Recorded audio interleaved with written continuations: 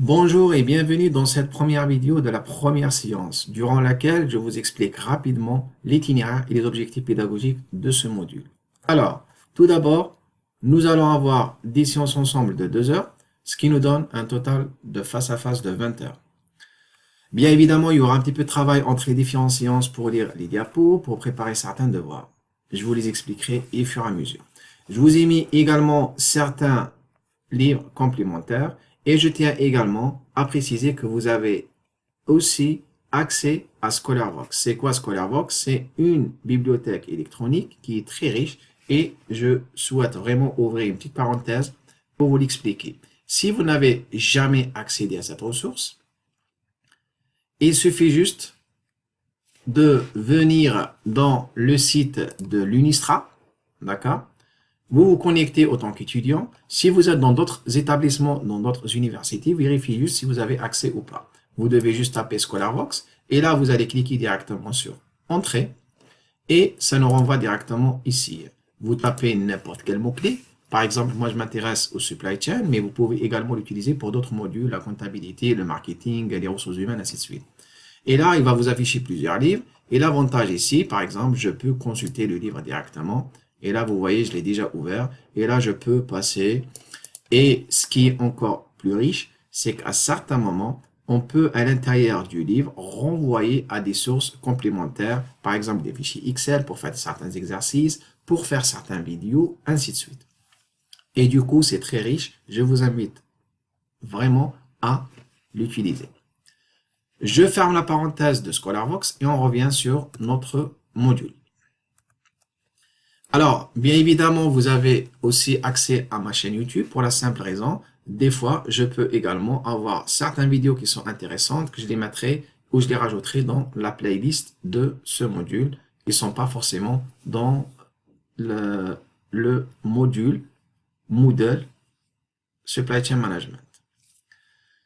Alors, maintenant, je vous explique rapidement comment vous serez évalué. Il y aura l'examen final à table et là, ça va durer 1h30, 2 heures selon la complexité. Il y aura un petit peu la prise en compte de tout ce qu'on a fait ensemble, des exercices de calcul, des QCM, des textes à trous, des questions ouvertes, tout ce qu'on a fait ensemble. À cela se rajoute également une note de contrôle continu dans laquelle j'intègre le test individuel qu'on va faire à table dans quelques séances. Généralement, c'est vers la 5e, la 6e ou au maximum la 7e séance. Ensuite, tous les devoirs que vous avez réalisés dans les séances ou entre les séances, soit individuellement, soit en groupe. Et un dernier élément important, des fois également, je peux rajouter également certains bonus quand c'est nécessaire. Des fois, je pose des questions, des fois, je récupère certains exercices et j'essaie de les corriger et je donne un bonus pour le premier qui arrive, par exemple, à me trouver la première réponse complète. Et du coup, il y aura pour la note finale 50% de l'examen et 50% de contrôle continu.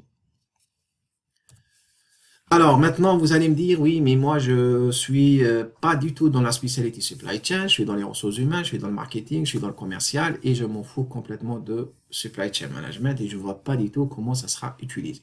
Et du coup, je peux vous dire également, détrompez-vous, il y a toujours un lien direct avec ce qu'on va faire en supply chain et ce que vous pouvez faire, soit vous travaillez directement dans le supply chain ou dans d'autres métiers, il y aura toujours un lien. Je peux vous donner plusieurs exemples. Par exemple, vous êtes dans les ressources humaines et là, on va vous demander de, par exemple, d'embaucher des personnes en CDI, pas en CDD. On va vous demander de faire juste des heures sup ou on va vous demander à certains moments de dédoubler des équipes. Par exemple, de passer en une équipe à deux équipes. Et là, vous allez soit pouvoir comprendre un petit peu pourquoi il vous propose de faire que des heures sup ou d'embaucher, ou soit vous n'avez pas fait du tout de supply chain avant et du coup, vous n'allez jamais pouvoir comprendre pourquoi. Et vous allez accepter, vous allez signer juste bêtement. Et les clés de ce module, justement, c'est vous apprendre certaines approches, certains métiers, certains concepts pour que vous puissiez au moins comprendre ce qui se cache derrière les termes, derrière les tableaux, derrière les chiffres. Aussi, si vous êtes, par exemple, dans le service commercial, si vous n'allez pas comprendre les contraintes, par exemple, de production, les contraintes de la logistique, le délai de transport. Vous ne pouvez pas savoir pourquoi on va vous demander d'attendre, par exemple, une semaine ou 2 semaines avant de s'engager avec le client. C'était juste deux exemples rapides pour vous montrer vraiment que le supply chain management ou le pilotage de la supply chain, c'est toujours intéressant pour des futurs managers. Et c'est pourquoi on fixe comme objectif d'abord dans ce module déjà de vous faire évoluer et faire évoluer votre pensée.